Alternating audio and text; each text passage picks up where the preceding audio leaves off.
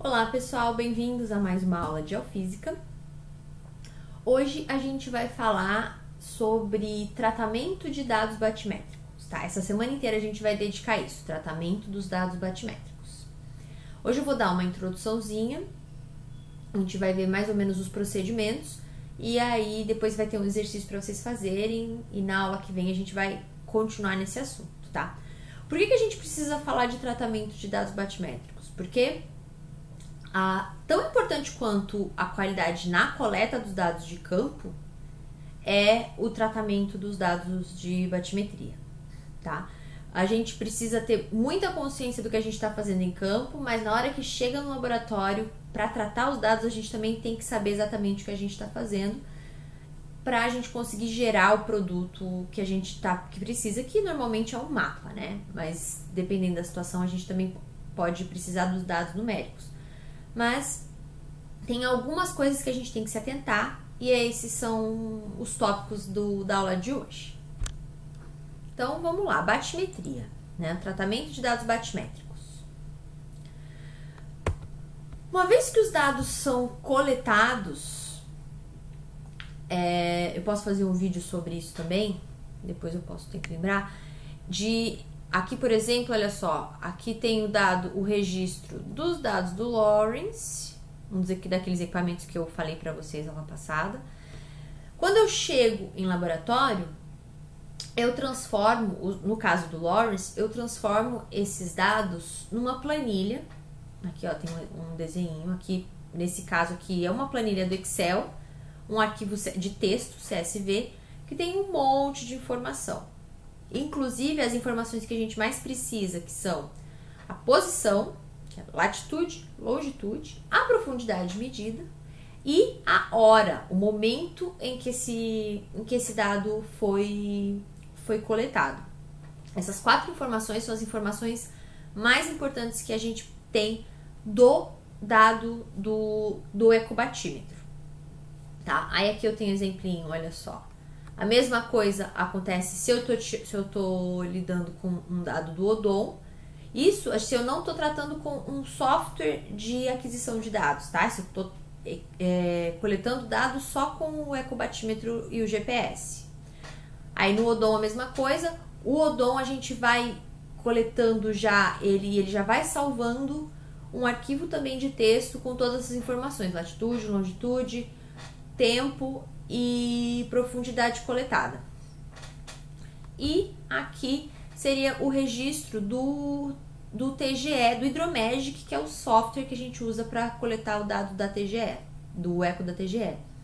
Só que quando eu estou usando o Hydromagic, é um pouquinho diferente, porque os dados eles já vão para dentro do software, o dado do ecobatímetro, o dado de posicionamento, né, o dado do GPS, e algum dado, se eu tiver um MRU, eu também plugo no computador e o Hydromagic ele já junta dentro dele. E aí esses dados eles já vão estar dentro do software para a gente fazer o tratamento dos dados que a gente faz no próprio software, tá? A gente vai ter eu vou mostrar para vocês depois numa outra aula um processo de tratamento de dados no TGE. É muito específico, dependendo do software que você for usar, como é que funciona, onde clica, o que faz, mas os processos que a gente tem que fazer são os mesmos, tá? Então, eu vou falar um pouquinho aqui e depois a gente vai ver no Hydromagic. Tá. Uma das principais questões, na verdade, a principal questão relacionada com o tratamento de dados de batimetria, que você vai ter que fazer independente se você tem MRU e se você tiver só GPS e ecobatímetro, você tem que fazer em todos os seus levantamentos, é preciso fazer a redução dos dados. O que é a redução dos dados? A gente brinca que quando a gente coleta GPS, ecobatímetro vai lá e coleta os dados, principalmente em zonas costeiras, tá? Mas quando a gente está falando de águas interiores também é importante. A gente brinca que a gente coleta fundura. A gente coleta, o que a gente mede? A gente mede quanto tem de coluna d'água da superfície até o fundo. Na verdade, a gente mede da face do transdutor até o fundo e aí a gente compensa a distância da superfície até a face do transdutor. Então, o que a gente sabe quando a gente coleta? A gente sabe quanto tinha de coluna d'água naquele momento, naquele lugar, certo? Só que, principalmente falando de zona costeira, a gente sabe que a altura da coluna d'água, ela varia com muitas forçantes. A principal é a maré, né? A gente tem, em lugares que a variação de maré é importante, então, que não é o caso aqui de Rio Grande, mas tem lugares que a maré varia 6 metros. Então, no mesmo lugar, no momento eu posso ter 6 metros de coluna d'água, em outro momento eu posso não ter nenhum metro de coluna d'água. Então, para eu fazer um mapa, uma batimetria daquilo ali, eu preciso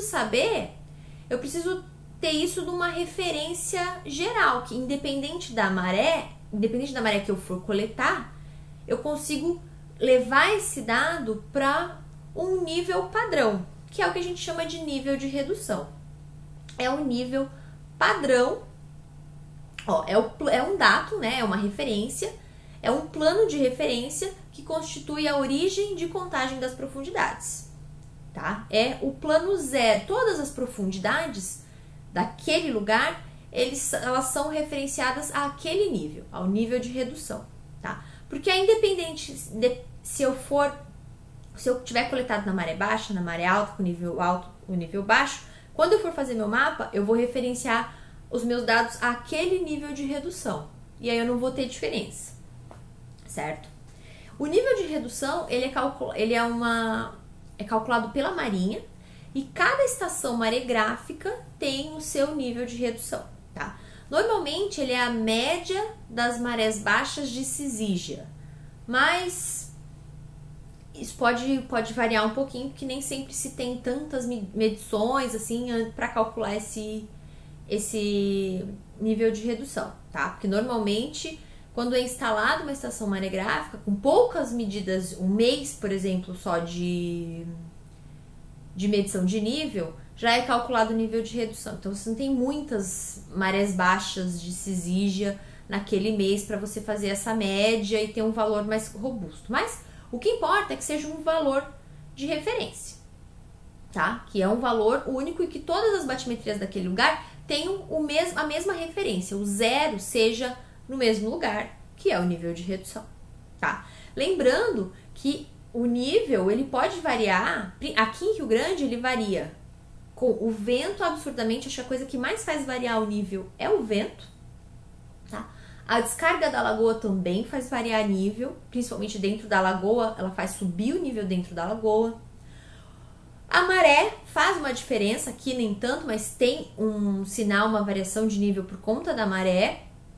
Então, todas essas variáveis, elas se somam e a gente precisa medir, tá sempre medindo o nível quando a gente vai fazer uma batimetria, tá? É muito importante, ao mesmo tempo que tu tá fazendo a sua sondagem, coletando dados de batimetria, você tem que ter em algum lugar uma estação maregráfica monitorando o nível daquele lugar, para depois, na hora de tratar o dado, você conseguir fazer a redução e colocar aquela sua batimetria ao nível de redução. Porque senão, como a gente brinca, a gente não vai ter batimetria, a gente não vai ter profundidade, a gente vai ter fundura. A gente tem ali uma coluna d'água, mas perdida. Como você não tem referência, você não sabe exatamente a profundidade, você não consegue comparar com batimetrias de outros momentos e é um dado que não serve para muita coisa. Certo? E aí, como é que funciona? Aqui a gente tem as estações maregráficas, elas são responsabilidade da Marinha, certo? Então, tem um link, uma URL aqui no AVA, que eu botei ali o link para o site da Marinha, onde tem a lista de todas as estações maregráficas do Brasil, e tem um KMZ com a localização de cada uma das estações. Aí eu peguei aqui, baixei o KMZ, fiz uma figurinha com os dados de Rio Grande, e aí dá para ver, que a gente tem 5 estações maregráficas aqui em Rio Grande. Nem sabia que tinha tantas. Essa do Molho aqui é bem nova. Eu nem sabia que tinha. A mais antiga e a que se usa normalmente é a do Cais da Praticagem, tá? Só que tem sempre o problema dessa do Cais da Praticagem estar dentro do estuário. E a gente normalmente está fazendo, muitas vezes a gente faz a batimetria do lado de fora. Então, essa aqui dos moles é bem interessante. Só que aí tem uma coisa. A Marinha é responsável pelas fichas, pelas estações maregráficas, mas o dado de nível, normalmente, é muito difícil a gente conseguir com a Marinha. Por exemplo, a da estação da praticagem tem uma régua que você pode ficar lá olhando e anotando a cada 5 minutos qual que tá o nível. Ou tem um marégrafo de radar, eu acho, que é da engenharia costeira, que ele tem um datalog que ele fica salvando ali de 5 minutos o dado de nível, a informação de como que tá o nível, e aí a gente pode pedir pro pessoal da engenharia e baixar o dado e ter esse dado digital. Esse marégrafo dos moles ali, eu não sei quem é responsável, então eu não saberia dizer para vocês como que a gente consegue esse dado, eu vou investigar. Mas a princípio eu não sei, tá? Então, cada estação maregráfica dessa tem uma ficha, que é a tal da F41. F41 são as fichas de descrição de estações maregráficas da Marinha. No site que eu indiquei ali para vocês, tem o URL, a gente tem a lista de todas as fichas de todas as estações maregráficas do Brasil, tá? E aí aqui a gente tem o exemplo da ficha da praticagem, ó. Então vamos lá. Aqui, olha só, estação praticagem de Rio Grande, né? Localização em Rio Grande, no Rio Grande do Sul. Quando que ela foi instalada? Em 1981, a primeira instalação, mas essa ficha aqui foi atualizada em 2018, eu acho. É isso aí. E aí tem várias informações, olha só. Descrição da régua, como é que é a régua, a cor, o tamanho e a descrição das referências de nível. Isso pode ser confuso, porque tem as referências de nível. O que são referências de nível? Não sei se vocês fizeram topografia ou não. Referências de nível da DHN são marcos físicos. Um lugarzinho, um pontinho que existe lá na praticagem, que a Marinha foi lá e mediu o nível com muita precisão e sabe o X, o Y e o Z daquele ponto, tá? Então são as referências de nível. Acho que tem 4 referências de RNs, referências de nível, lá na praticagem. Não confundam RN com NR. RN é referência de nível. NR é nível de redução. É diferente, tá? Aí aqui tem a descrição de todas as referências de nível, porque se você quiser ir lá nessa estação maregráfica e instalar um outro marégrafo, por exemplo, você tem que nivelar. Ele tem que o zero dele, ele tem que estar batendo com o zero geral daquela estação maregráfica, tá? Então, por isso que tem que ter essas referências de nível e as cotas conhecidas. As cotas estão aqui, ó, na segunda página da ficha, ou no verso da ficha, tem as cotas. Aqui a gente tem, olha só, fotos dos RNs. Aqui é o muro da praticagem, ó, tem uma árvore, aqui tem um RN, aqui é uma escadinha que tem um RN, aqui tem uma parede que tem um RN, aqui eu não consigo identificar. Tem a foto para você conseguir identificar qual RN, onde ele tá, como ele é. E aqui, que é o importante, os níveis relativos de uma coisa para outra. Aí vamos fazer um zoom aqui. Aí aqui, ó, a gente tem os RNs, né, que são as referências de nível, e qual que é a relação entre um e outro. E aqui,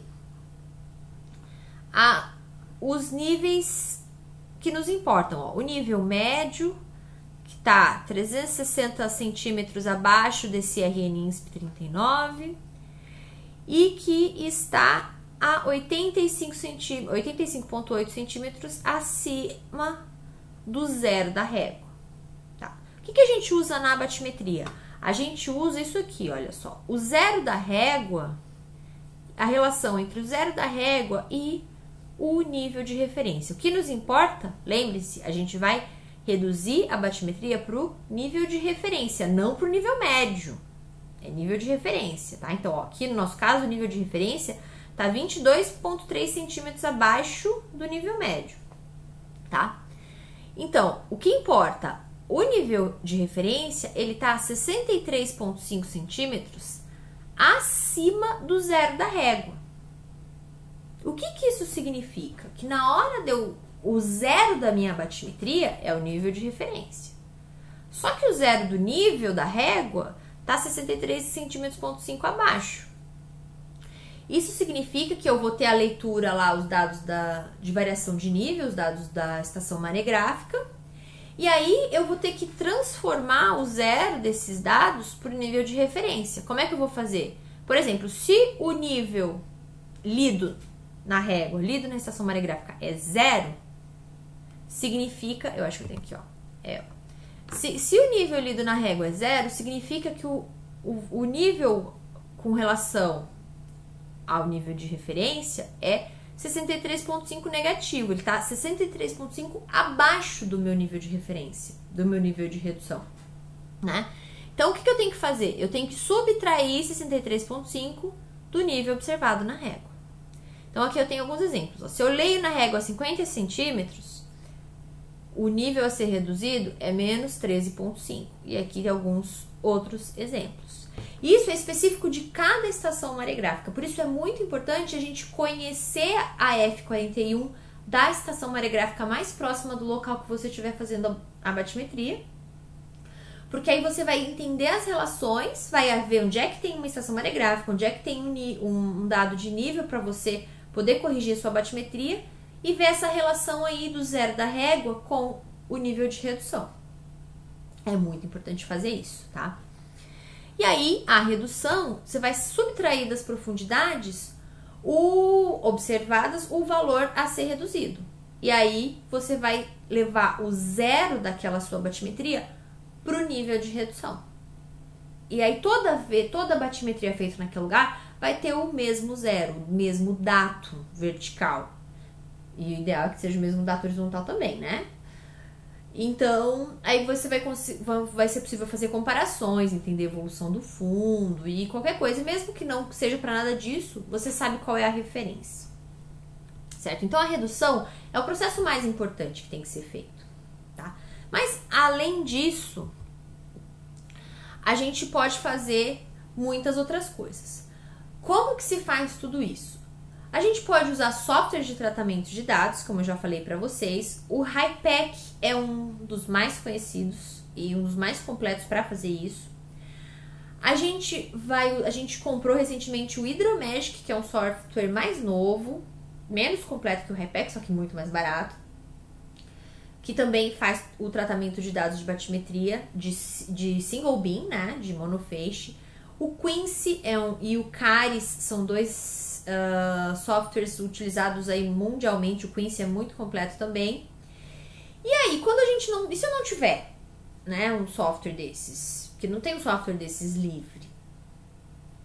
Aí a gente pode usar os softwares que a gente tem. Tinha antes da gente ter o Hydromagic. Como é que a gente fazia aqui no log? MATLAB e ArcGIS. MATLAB para tratar os dados, para fazer redução, porque a gente faz... É um tratamento de dados. Então, a gente fazia a redução no MATLAB. Vocês vão ver que a gente faz filtragem também, tira dados espúrios. A gente fazia tudo isso no MATLAB e depois a gente levava para o ArcGIS para fazer os mapas. O Hydromagic faz mapa também. Só que a gente normalmente continua levando para o ArcGIS, porque para fazer mapa o ArcGIS é muito mais legal.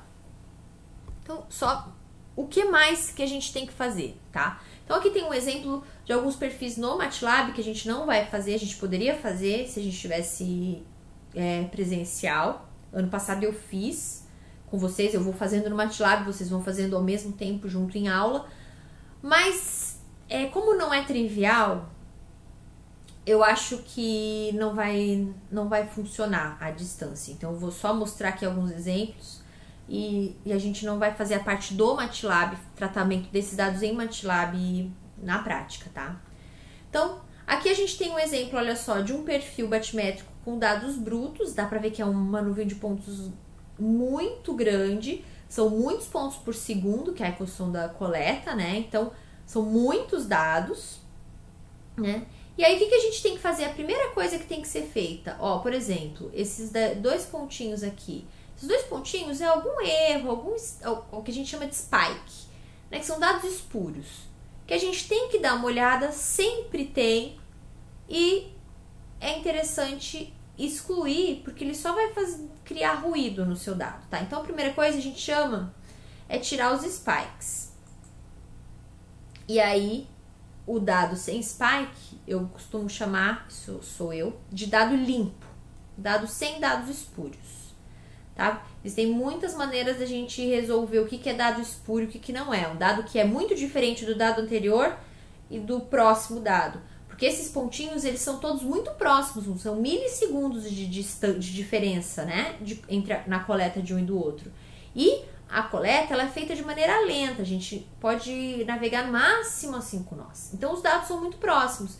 Então, uma feição topográfica, uma feição batimétrica, não vai ter muita diferença numa distância muito curta. Normalmente tem uma subida e uma descida, mesmo que eu tenha um banco. Então, quando varia muito na vertical, num espaço muito pequenininho, normalmente é um dado espúrio, tá? E aí a gente tira esses dados e gera o que a gente chama de dado limpo, que eu chamo de dado limpo. Tá? Depois disso, a gente vê que nesse dado aqui, nesse caso, que a gente não tem MRU, a gente não tem um compensador de movimento da embarcação, eu tenho um ruído muito grande, vai e volta o meu dado. Então, a gente tem que filtrar. Eu filtro esse dado para tirar a influência da ondulação que está passando. Tá? Então, aí também existem N maneiras da gente fazer essa filtragem e a gente gera o que eu chamo aqui de dado filtrado. Se você fizer a batimetria num dia muito calmo, sem nada de onda, essa filtragem vai ter que ser muito menos intensa do que se você fizer num dia que tem um monte de onda acontecendo, tá? Mas existe um problema. Se você estiver interessado em microfeições, ripple marks no fundo, ou feições cujo comprimento de onda é pequeno e pode bater com alguma coisa, com alguma onda ou com algum movimento de onda, essa filtragem pode ser que na hora dela analisar, porque isso é um procedimento matemático, né? Ela não consegue, na filtragem a gente não consegue separar o que é movimento da embarcação para cima e para baixo, para um lado e para o outro, e o que é feição de fundo. Então, se você estiver interessado em feições de escala, de feições pequenas, tem que tomar muito cuidado com a filtragem. E então é legal você usar o MRU para você não ter interferência de onda e fazer a batimetria num dia muito liso, tá? Como normalmente não é o caso, normalmente você está interessado nas grandes feições, em bancos, em como é que se comporta as grandes feições de fundo, normalmente essa filtragem não vai afetar as feições de interesse principal, mas tem que tomar sempre muito cuidado quando a gente está fazendo isso, tá? E aí, depois de filtrado, sim, a gente aplica a redução para o nível de redução. E aí a gente gera o nosso dado reduzido. E aí, é normalmente a partir do dado reduzido que a gente vai gerar os mapas e tudo mais. No procedimento com o Loris, por exemplo, que não dá para ligar no Hydromagic, a gente faz tudo isso no MATLAB e aí exporta esse dado reduzido, x, lat, long, ou leste, norte, normalmente a gente usa UTM para fazer isso.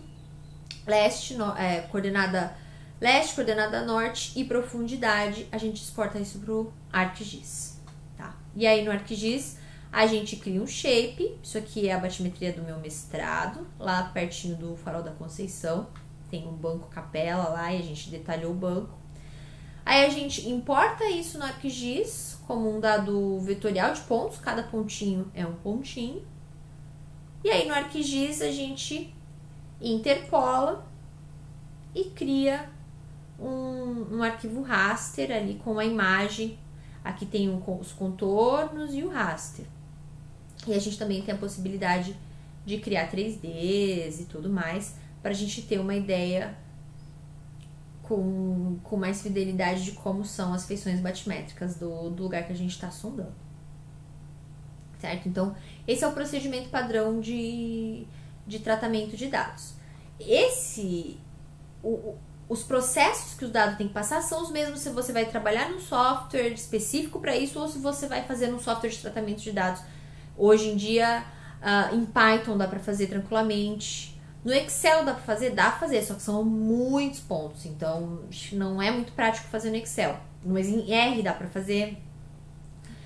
E A plotagem dos dados dá para fazer no QGIS, por exemplo, software livre. Tá? A gente costuma fazer no Arc, porque a gente tem a licença do Arc aqui no log, mas dá para fazer no QGIS tranquilamente.